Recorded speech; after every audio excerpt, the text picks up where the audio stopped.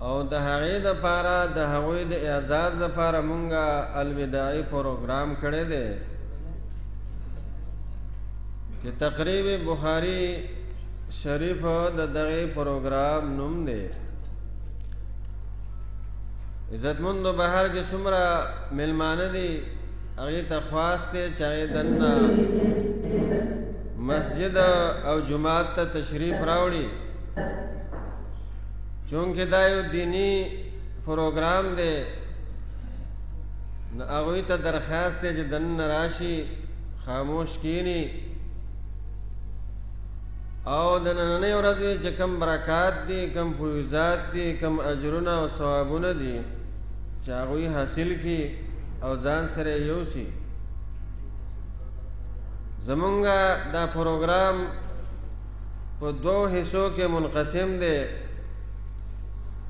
اولنۍ چې کومه حصه ده نو دا د درس بخاري ده، یعنی د اخرني حدیثو هغه ترجمه او تشریح با شیخ القرآن والحدیث نصیر احمد صاحب کوي.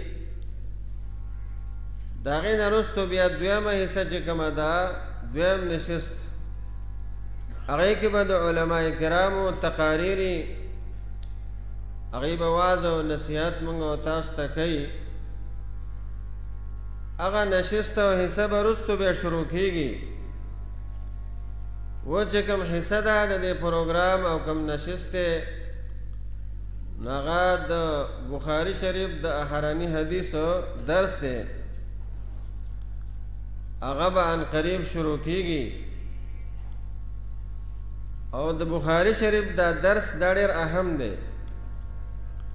مونږ تاسو لره پکار دي چې ډېر په توجه سره کینو، په توجه سره د حدیث واورو او عمل پې وکړو.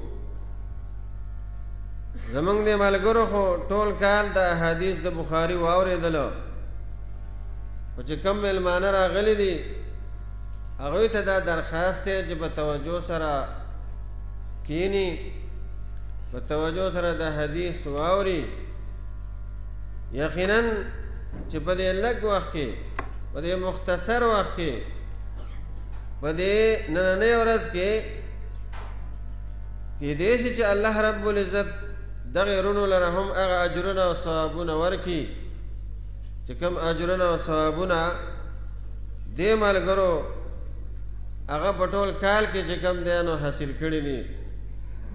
زما عزتمندو دا یو عظیم الشان مجلس دی، نو بهر چې کوم رونه دي هغې ته خاص دی، هغې ته درخواست دی چې هغې راشي، دننه کینی او زمونږ د پروګرام چې کوم اولنی نشست دی، اولنی چې کومه حصه ده هغه به شروع کېږي.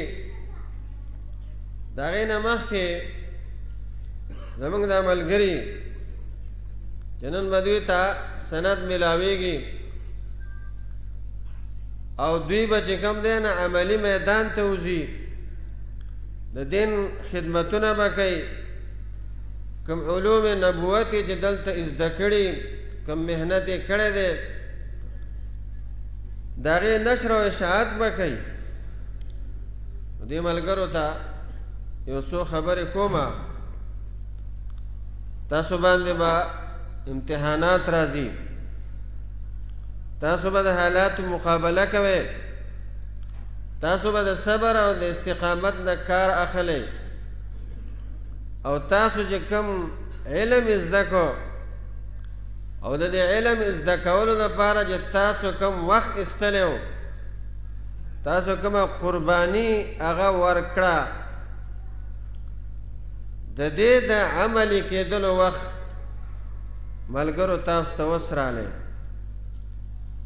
د دې په نشر اشاعت کې، د دې په ښودلو کې به تاسو باندې هر قسمه امتحانات راځي او تاسو به همت نه بیلی. تاسو به د خپل علم باندې د ټولو نه مخکې عمل کوئ، زهد او تقوا او پرهیزګاري دا به اختیاروئ. امتحانات به راځي او د امتحاناتو وخت دا لګي، ازمایشونه به راځي خو ازمایشونه دا لګي، او چې کله تاسو د حالاتو مقابله وکئ الله رب العزت به تاسو سره اعانت او مدد کوي. الله به تاسو ته لارې چې کم دی هغه کولاوي او تاسو به بیا په دې لاره باندې چې کم تک کوئ مشکلات او رکاوټونه به الله لرې کوي. دویمه خبره ده چې تاسو په دې جامعه کې پاتې شوئ، په دې درسګاه کې تاسو پاتې شوئ، په دې جامعه او درسګاه کې ستاسو چې کوم دی هغه تربیت وشو. دا یو خبره ته کوم دا درسګاه او جامعه به دا چې کوم دی نه ایروئ او دا استادان به هم نه ایروئ او د دې سره به خپل تعلق ساتئ. او چې کله تاسو د دې جامعې سره او د دې اساتذه کرامو سره تعلق ساتئ نو هغه شان به دوی ستاسو رهنمایي کوي لکه څرنګه چې درس په دوران کې ستاسو رهنمایي کړې ده. باقاعده د اول نشست آغاز بکو نو هر پروګرام آغاز او ابتدا چې کېږي نو پکار ده چې د قرآن مجید د تلاوت نه وشي. زه د قرآن